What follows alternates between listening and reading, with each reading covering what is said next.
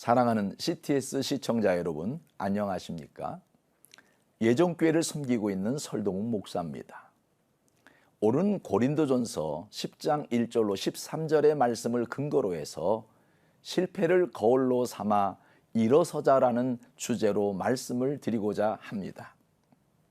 사람이 살다 보면 실패를 할 때가 많습니다. 사실 실패는 좀 해도 괜찮습니다.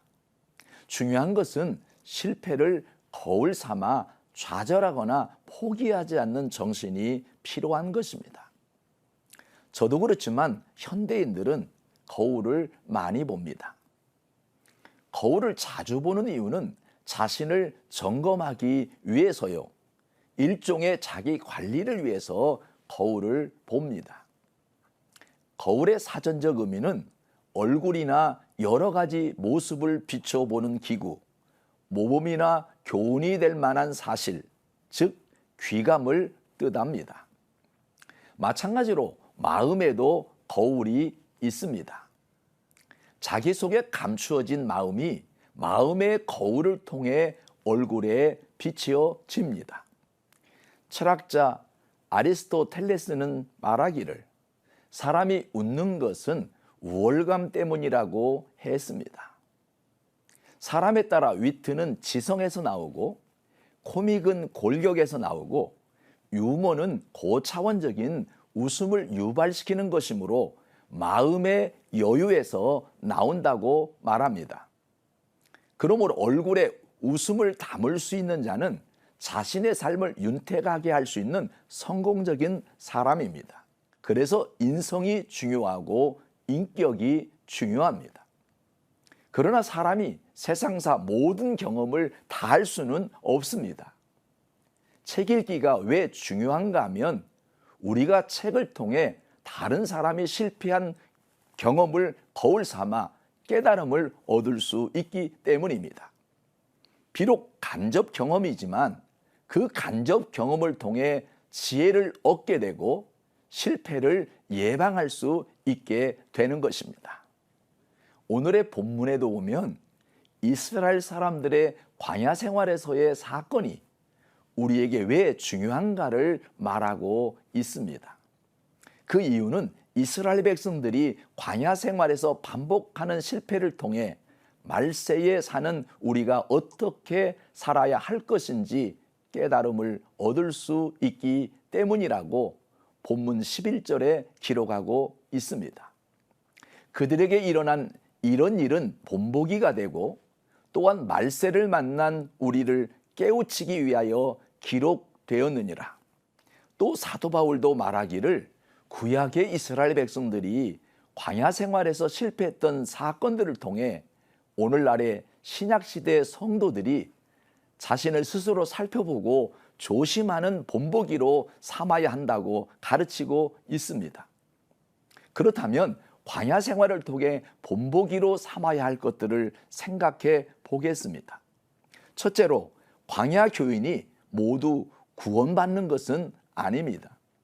본문 1절로 5절 말씀을 함께 보기 원합니다.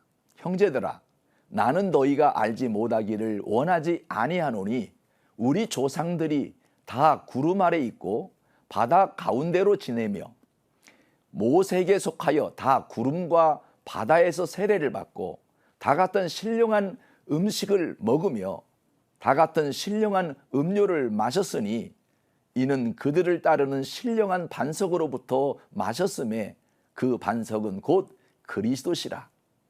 그러나 그들의 다수를 하나님이 기뻐하지 아니하셨으므로 그들이 광야에서 멸망을 받았느니라고 기록했습니다. 이 말씀을 우리는 마음판에 새겨야 합니다. 교회는 다니지만 아직도 세상 사람들과 똑같이 행동하면서 구원의 확신이 없는 사람은 신앙생활의 실패자입니다. 1절에 형제들아 너희가 알지 못하기를 원하지 아니한다는 말은 너희들이 옛날 우리 조상들이 광야에서 당했던 일을 절대로 잊어버려서는 안 된다는 뜻입니다. 다시 말하면 과거에 실패한 역사를 오늘의 거울로 삼아 실패자가 되지 말라는 뜻입니다. 이것이 유태인의 교육 방법입니다. 실패를 절대로 잊어버리지 않고 기억하여 같은 실패를 하지 않는 것. 그래서 유태인들은 과거 히틀러 당시 겪었던 수치를 후대에 늘 상기시키면서 지금도 교육합니다. 그런 수치를 앞으로는 절대로 당하지 않기 위해서입니다. 사랑하는 시청자 여러분, 신앙생활에서 방심은 금물입니다. 선줄로 생각하는 순간 넘어지기 때문입니다. 신앙생활은 영적인 전쟁을 하는 것이기에 언제 적이 침범할지 모릅니다. 항상 전투태세를 갖추어야 사단의 표적이 되지 않습니다. 하우스에서 키운 채소와 노지에서 키운 채소는 겉으로 보기엔 같아 보여도 영양가도 다르고 비바람을 견디는 힘도 완전히 다릅니다. 면역력을 키웠기 때문입니다. 이스라엘의 실패의 역사를 보면서 하나님께서 이런 죄를 범할 때는 이렇게 하셨구나 라는 깨달음을 얻으면서 신앙생활의 실패에서 다시 일어서는 저와 여러분이 되시기를 주의 이름으로 축원합니다.